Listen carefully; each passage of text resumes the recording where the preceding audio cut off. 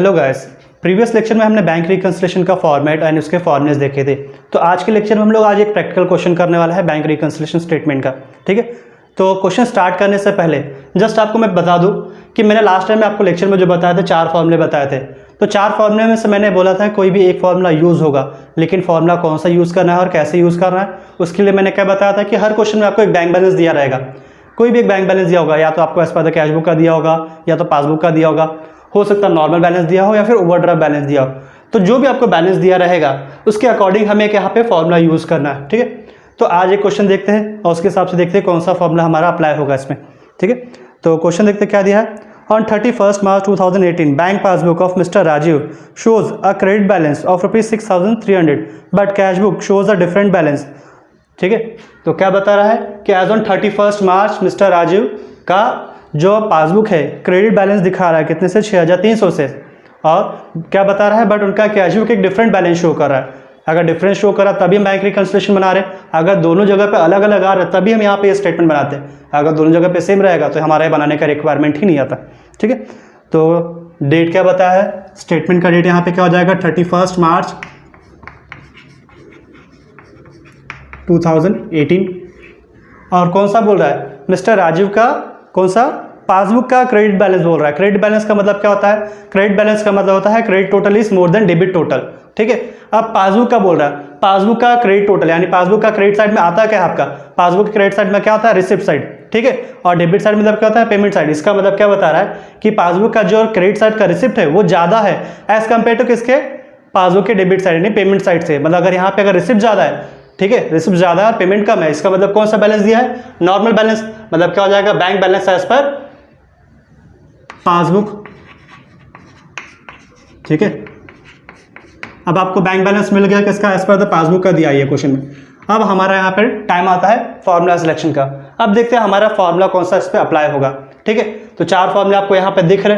पहला देखो क्या दिया, bank balance as per cash book, ये नहीं दिया हुआ है में।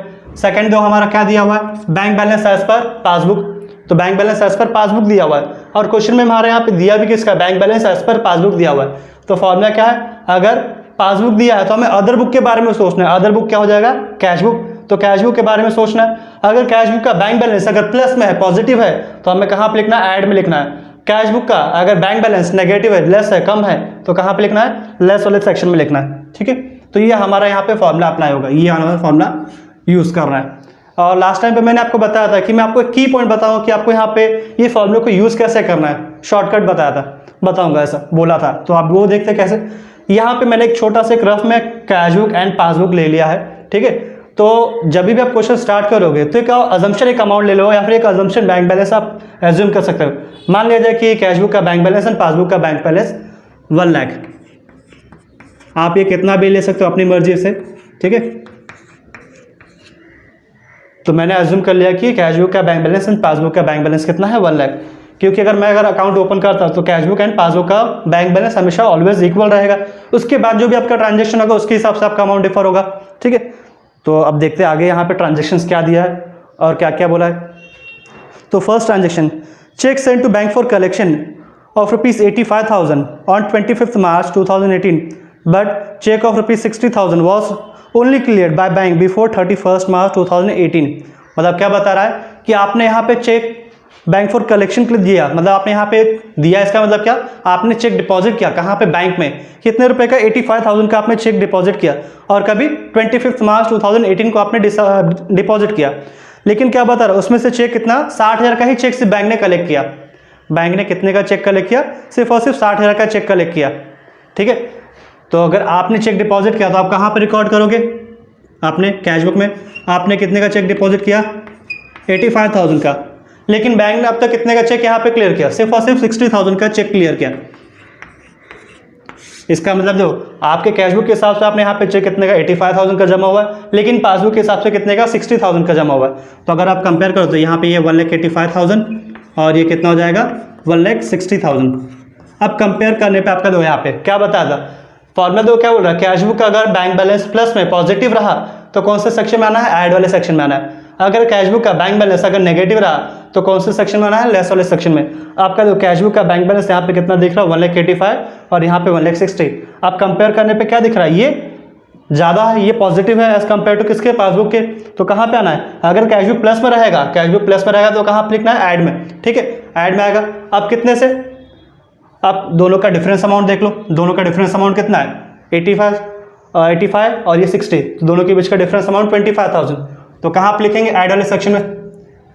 टू चेक कितना है, सॉरी कितना चेक बोला है, 85,000 का चेक था और आपने 60,000 क्लियर हुआ है। Cheque of rupees 85,000 deposited but cleared only cheque of rupees 60,000, ठीक है। इसका मतलब क्या बता रहा है कि आपने 60,000, आपने चेक 85,000 का जमा किया था, 60,000 अब तक क्लियर हुआ, 60,000 का ही चेक क्लियर हुआ है, तो दोनों का डिफरेंस अमाउंट बताया था कितना, 25,000, ठीक है। नेक्स्ट ट्रांजेक्शन देखते हैं क्या है। नेक्स्ट ट्रांजेक्शन दिया है, out of cheque issued 58,500 cheque of rupees 48,500 were presented for payment before 31 March 2018। मतलब क्या बता रहा है कि आपने चेक इशू किया कितने का, 58,500 का, लेकिन उसमें से कितने का चेक, 48,500 का चेक कब तक यहाँ पे डिपॉजिट किया, पेमेंट क्लियर 31 मार्च 2018 की बिफोर डिपॉजिट हुआ, मतलब चेक कितने का क्लियर हुआ, अब तक चेक सिर्फ और सिर्फ 48,500 का बैंक में पहुंचा है, लेकिन आपने इशू कितने का किया था, 58,500 का, और आपने ये इशू किया, इसका मतलब आपने क्या किया, पेमेंट किया है, तो आपने कहाँ पे कैश बुक में रिकॉर्ड किया होगा एज अ पेमेंट, तो माइनस किया होगा आपने 58,500 का, आपने कैश बुक में माइनस कर दिया, लेकिन पासबुक में अब तक चेक कितने का पहुंचा क्लियर होने के लिए, 48,500 का। अगर मैं यहाँ पे माइनस करता हूँ तो यहाँ पे कितना बचेगा आपका, 41,500, और यहाँ पे कितना बचेगा, 51,500। अब कंपेयर करने पे देखो क्या दिख रहा है, कंपेयर करने पे आपका देखो फॉर्मूला क्या था, अगर कैशबुक का बैंक बैलेंस प्लस में रहेगा, पॉजिटिव रहेगा, तो कहाँ पे लिखना है, ऐड में लिखना है। अगर कैशबुक का बैंक बैलेंस अगर नेगेटिव रहेगा, लेस रहेगा, तो कौन से सेक्शन में लिखना है, लेस में। तो और आपका कंपेयर करने पे देखो क्या दिख रहा है, कैशबुक जो आपका 41,500 और आपका पासबुक 51,500, तो अब कंपेयर करने पे क्या दिख रहा है कि आपका जो कैशबुक है वो नेगेटिव है, कम है, तो कहाँ पे आएगा, लेस वाले सेक्शन में। तो क्या लिखेंगे, check issued for rupees 58,500 but check presented for payment of rupees 48,500। अब मैंने क्या बताया था, दोनों का डिफरेंस अमाउंट, दोनों के बीच का डिफरेंस अमाउंट जो कितना दिख रहा है, 10,000, तो यहाँ पे डिफरेंस अमाउंट 10,000 रिकॉर्ड करेंगे, ठीक है।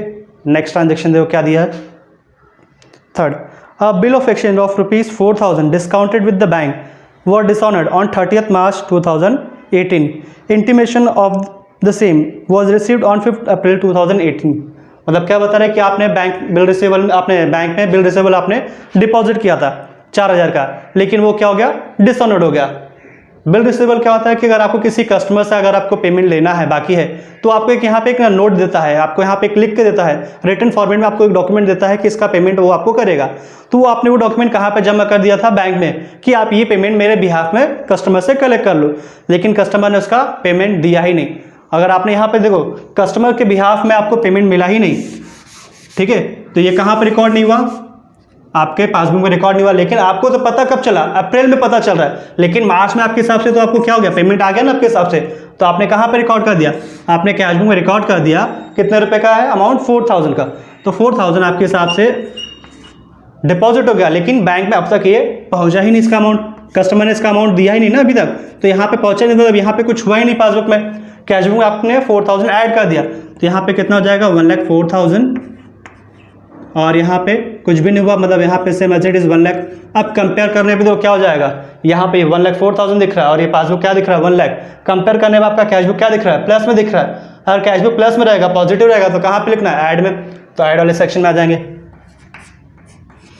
Bill receivable deposited into bank but not honored by customer.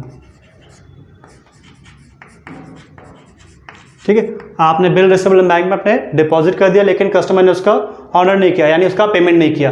कितने रुपए से? 4000। Next transaction. ठीक है, interest allowed by bank ₹820 appear twice in cash book. ठीक है, क्या बता रहा है कि आपको इंटरेस्ट मिला, कितने रुपए? 820 रुपीज़ आपको इंटरेस्ट मिला, और वो आपने ट्वाइस यानी 2 बार आपने रिकॉर्ड किया। कहाँ पे? कैश बुक में। मतलब यहाँ पे तो क्या बोल रहा है कि आपको इंटरेस्ट मिला 820। ठीक है, आपने उसको 2 बार रिकॉर्ड किया। कहाँ पे? कैश बुक में। आपने इसको गलती से आपने 2 बार इसको रिकॉर्ड कर लिया। ठीक है, तो 820 आपने यहाँ पे 2 बार लिखा, लेकिन मिला कितनी बार आपको? मिला तो आपको एक ही बार है इंटरेस्ट। एक्चुअल में आपको मिला कितना है? 820। मतलब आपके पासबुक में 820 का एंट्री हुआ, और आपका यहाँ पे कैश में 820 का डबल एंट्री हो गया, 2 बार एंट्री हो गया। तो कितना हो जाएगा? 1,01,640 सॉरी। ठीक है, और यहाँ पे कितना हो जाएगा? 1,08,20। ठीक है, आप कंपेयर करने पे तो क्या दिख रहा है? आपका कैश बुक जो है प्लस में है। कैश बुक अगर प्लस में रहेगा तो कहाँ पे आना है? कैश बुक अगर प्लस में रहेगा तो कौन सी जगह पे आएगा? ऐड में। और ऐड में कितना अमाउंट आएगा? आप दोनों के बीच का डिफरेंस अमाउंट। यहाँ पे दो एक ही डिफरेंस दिख रहा, मतलब एक ही बार आपका एक्स्ट्रा रिकॉर्ड हुआ, तो आपका 820 का डिफरेंस है, तो वो रिकॉर्ड करेंगे। Third, interest credited by bank recorded twice in cash book. कितना? 820। इसके बाद देखते हैं नेक्स्ट ट्रांजेक्शन क्या दिया है। Passbook debit side was overcast ₹200। Passbook debit side बोल रहा है। पासबुक का डेबिट साइड यानी कौन सा? Payment side. वो क्या हो गया? ओवरकास्ट। ओवरकास्ट का मतलब क्या है कि आपने गलती से उसका टोटलिंग ज़्यादा दिखा दिया। ठीक है, आपने कैलकुलेशन उसका 200 आपने एक्स्ट्रा लिखा है। ठीक है, तो ओवर साइड मतलब आपका यहाँ पे ओवरकास्ट कर रहा है। कौन सा? डेबिट साइड यानी एक्सपेंसेस यानी पेमेंट साइड। तो पेमेंट साइड में आपने 200 रुपये ज़्यादा आपने रिकॉर्ड किया। अगर आपने पेमेंट ज़्यादा दिखाया मतलब आपका यहाँ पे पासबुक में आपने यहाँ पे 200 रुपये ज़्यादा माइनस हो गए। ठीक है, पासबुक में से 200 रुपये ज़्यादा माइनस हुए। ओवरकास्ट बोल रहे हैं ना, मतलब आपने यहाँ पे पेमेंट ज़्यादा दिखाया 200 रुपये, पेमेंट 200 रुपये ज़्यादा दिखाया, तो मतलब ये कहाँ पे हुआ? पासबुक में हुआ है। तो यहाँ पे कितना हो जाएगा? 99,800। तो कैश बुक में तो आपने इसका कुछ भी किया नहीं इफेक्ट, कैश बुक में ऐसा कोई भी मिस्टेक नहीं हुआ, तो कैश बुक में आपका same as it is 1 lakh का 1 लाख ही है। आप कंपेयर करने पे तो क्या दिख रहा है कि कैश बुक जो आपका कितना हो गया? 1 लाख, और आपका पासबुक जो कितना होगा? 99,800। आप कंपेयर करने पे तो क्या दिख रहा है कि आपका कैश बुक जो है प्लस में। अगर कैश बुक प्लस में रहेगा तो कहाँ पे लिखना है? ऐड में। क्या लिखेंगे? Passbook debit side overcast. कितने रुपए से ओवरकास्ट है? 200 रुपये से। ठीक है, नेक्स्ट ट्रांजेक्शन तो क्या दिया? Check receive from Akash ₹4,250 deposit into bank for collection was not yet collected, the entry was recorded in cash column of cash book.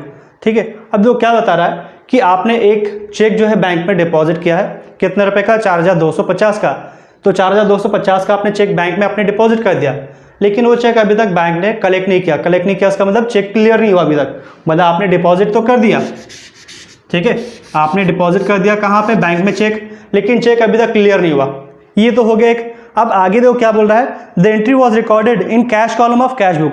और क्या आपने दूसरा एक हो चुका है कि यहाँ पे चेक क्लियर नहीं हुआ। अब दूसरा क्या बता रहा है कि आपने जो चेक का जो आपने डिपॉजिट किया उसका अमाउंट आपने कहाँ पे रिकॉर्ड किया? कैश बुक में, कैश कॉलम में। और मैंने पहले भी क्लियरली बताया था, जब भी आप यहाँ पे BRS बना रहे हो तो आपको कौन से कॉलम से मतलब रखना है? सिर्फ और सिर्फ बैंक कॉलम से। इसका मतलब देखा जाए तो बैंक कॉलम में आपके पैसे लिखा ही नहीं आपने, यही हुआ ना इसका मतलब। आपने कैश कॉलम में रिकॉर्ड किया, बैंक कॉलम में लिखा ही नहीं। तो बैंक कॉलम में लिखा नहीं मतलब बैंक में आपका पैसा आपको नहीं लिखा ही नहीं, रिकॉर्ड ही नहीं किया।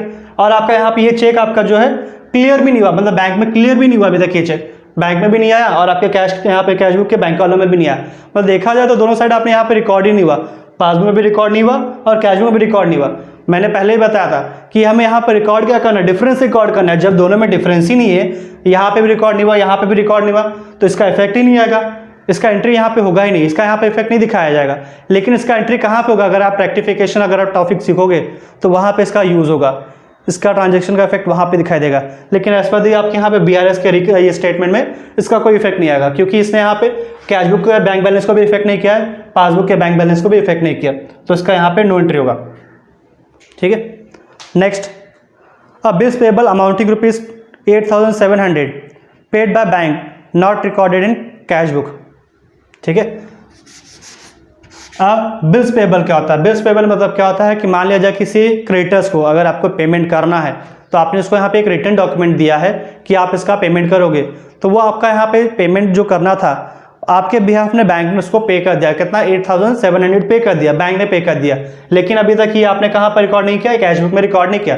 मतलब ये कहाँ पे उसका एंट्री हुआ, पासबुक में इसका एंट्री हो चुका है कि 8,700 कस्टमर को पेमेंट हो चुका है, क्रेडिटर्स को पेमेंट हो चुका है। लेकिन अभी तक इसका यहाँ पे आपके कैश बुक में इसका कुछ भी इफेक्ट नहीं हुआ, यहाँ पे हुआ ही नहीं कुछ भी, और यहाँ पे आपके पासबुक में से ये पेमेंट माइनस हो चुका है। अब यहाँ पे देखा जाए तो कितना 1 लाख, और यहाँ पे कितना हो जाएगा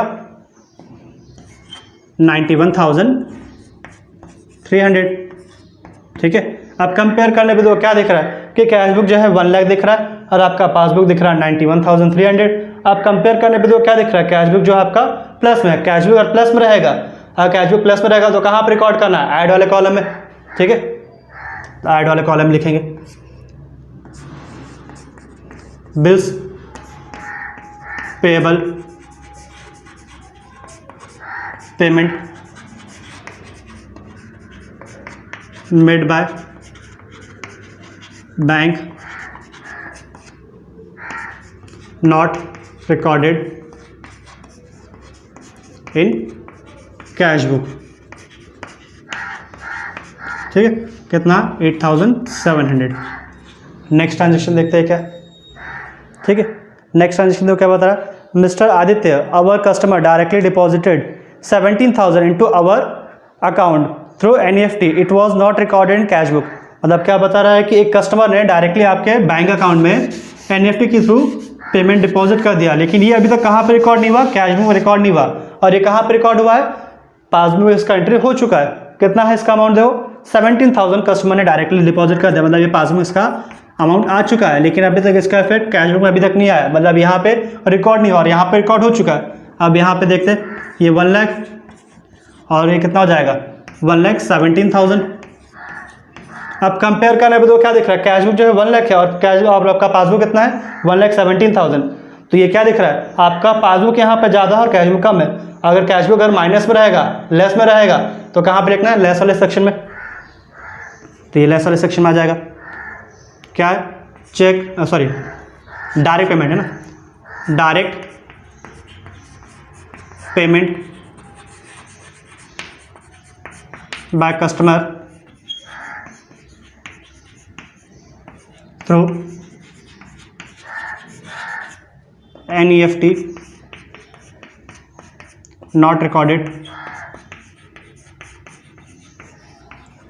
in कैश बुक। कितना है 17,000। देखते हैं और क्या ट्रांजेक्शन दिया। सारे ट्रांजेक्शन्स कंप्लीट हो चुके हैं। अब हमारा आता है यहाँ पे क्लोजिंग सेक्शन, तो इसको क्लोज कर देते हैं। ठीक है, तो क्लोज करेंगे तो कितना हो जाएगा, अब इसका टोटल 37,220 जस्ट नहीं, हाँ 37,220 720 सॉरी, और इसका कितना है, इसका टोटल आ जाएगा 27,000। ठीक है, अब यहाँ पे 6,300 और प्लस ये 37,220, अब यहाँ पे इसका टोटल हो जाएगा 45,020 और इसको यहाँ पे इसमें से ये अमाउंट माइनस कर देंगे, क्योंकि लेस वाले सेक्शन में माइनस करने के बाद इसका अमाउंट कितना आएगा 20,480। ठीक है, तो यहाँ पे क्या हो जाएगा, बैंक बैलेंस एज पर, अब देखो यहाँ पे हमने किससे स्टार्ट किया, यहाँ पे हमने स्टार्ट किया पासबुक से, तो आपका आंसर किस पे एंड होगा, कैश बुक पे। तो यहाँ पे आ जाएगा bank balance as per cash book. ठीक है, तो आपका यहाँ पे आंसर कंप्लीट होता है। ठीक है, नोट कर लीजिए।